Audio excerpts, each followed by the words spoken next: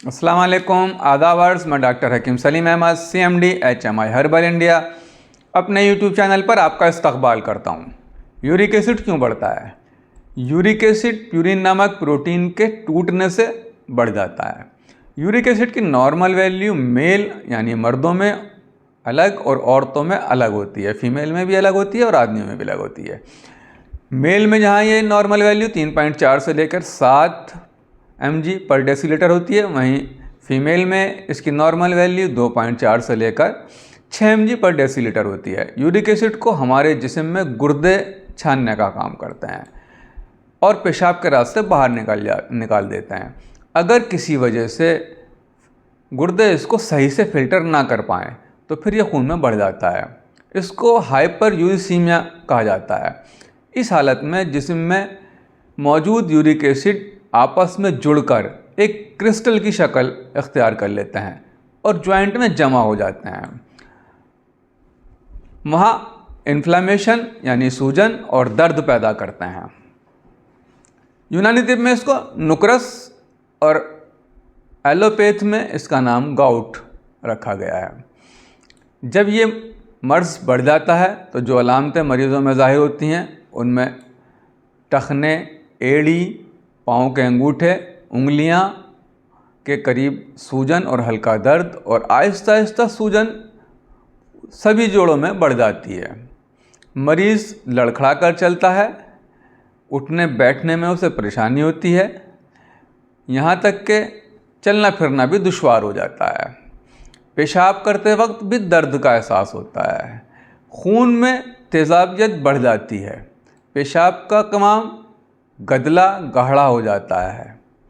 जोड़ों में uric acid के क्रिस्टल रुकने से उनकी कुदरती हरकत मुतासर होती है, जिसकी वजह से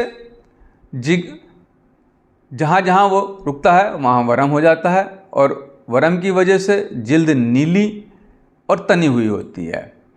मैंने अपनी प्रैक्टिस में ज़्यादातर मरीज़ों को जो देखा वो 30 साल से ऊपर के थे, यानी कम उम्र के मरीज़ यूरिक एसिड में मुब्तला नहीं देखें। अगर इसका सही वक्त पर सही से इलाज ना किया जाए तो फिर ये गुर्दे में रुककर यूरिक एसिड की पथरी बन जाती है, जो बड़ी तकलीफ़ देती है और आसानी से खारिज भी नहीं होती। इसको आसानी से निकाला भी नहीं जा सकता। यूरिक एसिड को बढ़ने से रोकने के लिए दवाओं के साथ साथ जो ग़िज़ाएँ आपको इस्तेमाल करनी है और जो ग़िज़ाएँ आपको छोड़नी है, अगर इस पे अमल ना किया गया तो ये मुसलसल ऐसे ही चलता रहता है।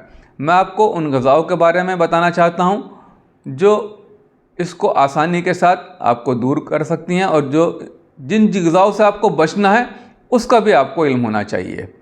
किन किन चीज़ों का आपको परहेज़ करना है उन्हें देख लीजिए आप। सबसे पहले उनके बारे में बात करते हैं। वनस्पति घी, चाय, कॉफ़ी, तली हुई चीज़ें, चावल हर किस्म के, आलू, मटर, गोभी, फलियां, पालक, प्याज, टमाटर, पैक बोतल जिनमें किसी भी तरह का लिक्विड शामिल हो, दूध, दही, लस्सी, बेकरी प्रोडक्ट्स, ख़ास तौर से इन चीज़ों को आपको छोड़ना होगा।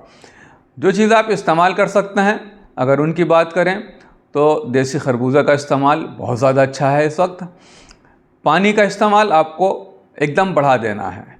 इसके अलावा खाने पीने में कद्दू, टिंडा, काली तोरी, पेठा कद्दू का बना हुआ या कद्दू का हलवा बना हुआ, लौकी, गाजर, शलजम का इस्तेमाल बहुत फ़ायदेमंद होता है। अगर इसके इलाज की बात करें तो बहुत मामूली चीज़ों से भी इसका इलाज हो सकता है, जैसे अजवाइन, जंजीबील, अजवाइन खुरासानी, इनका सफ़ूफ भी इस्तेमाल किया जा सकता है और इनको जोशांदे की शक्ल में भी इस्तेमाल किया जा सकता है।